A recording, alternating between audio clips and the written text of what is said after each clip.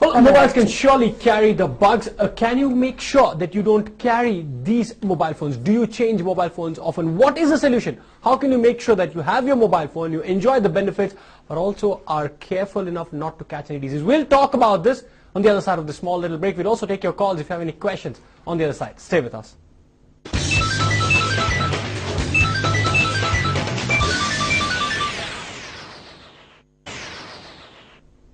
Oh, my phone rings all the time. I get too many calls. I'm very popular. Be careful. You might be taking in a lot of germs every time you take that call. Well, mobile phones do carry a lot of germs. In fact, it's according to one study, almost 18 times more unhygienic than a toilet handle. So what do we do? Do we stop using mobile phones? Doctor, what is the solution? What can be done to periodically clean the mobile phones? Yeah, this is actually a very tricky question that you are going to ask me, because I was also, a little foxed because of this question. However, normally what we do for hand hygiene, we use the hand sanitizers in the hospital, and also that, the germs from the hands should not be carried. But however, we are dealing with electronic equipment item, and usually what we suggest in the hospital practice, especially for electrical items, we have a kind of just like your surgical spirit, we have something called as isopropyl alcohol. Okay, it's not ethyl alcohol, isopropyl alcohol, which is soft on the devices, especially electronic and electrical devices, and you shouldn't bathe it. You can just have a wipe, especially if you suspect that it has been already handled by an infected person. So you could always just have a little wipe, very gentle wipe on that, so that you could just make sure that the number of organisms on that device is reduced. The bioburden is reduced, and make it safe. Now, the tricky part about mobile phones is it's not just about hand usage. You also take it near your mouth. Exactly. You're also inhaling when you're talking on the phone. In that aspect, if there is a germ, there is a higher possibility of it entering your system.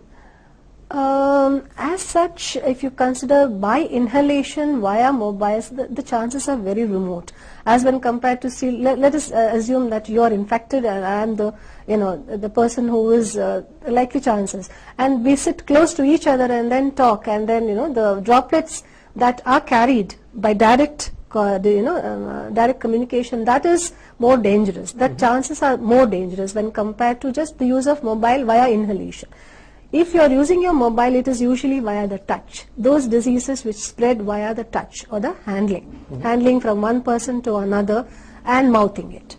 Okay, if a lot of germs are carried and then you mouth it, like little children when they mouth it, and the chances are that some of the disease producers can enter by chance. For example, I may be suffering from dysentery, and then I'm not be able to wash properly, and then I handle the mobile urgently and then hand it over. The disease producing bug may be there on the gadget, and then if my child mouths it, that amount of organisms which is there can get transmitted. There are chances. With children, be careful while handling mobiles. Exactly. With children. Yeah, with children, particularly children are prone for a lot of infections and diseases. So we better be very careful and hygienic about it. Anything basically relates to the hygienic practices is very, very important.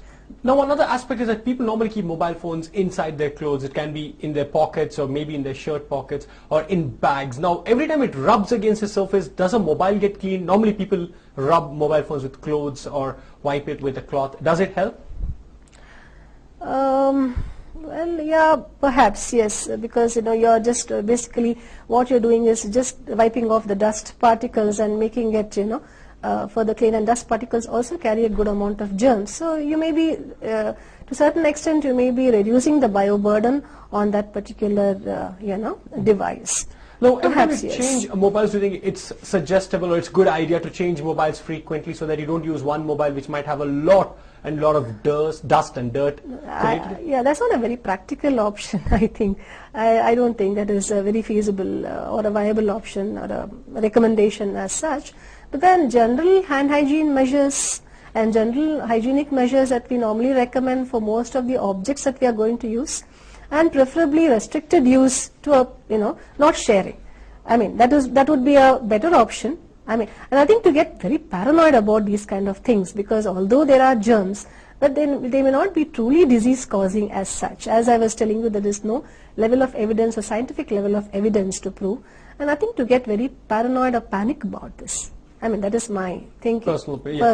Opinion Well, about doctor, that. just generally, to take our viewers through, like you said, general hygiene with respect to mobile phones, what are the few things that you would suggest to watch out for every time you handle a mobile phone or any foreign objects, a few general hygiene habits, which are the things you put forward? Yeah, general hygienic habits is basically when you're using any objects for that matter, please don't carry to the toilet.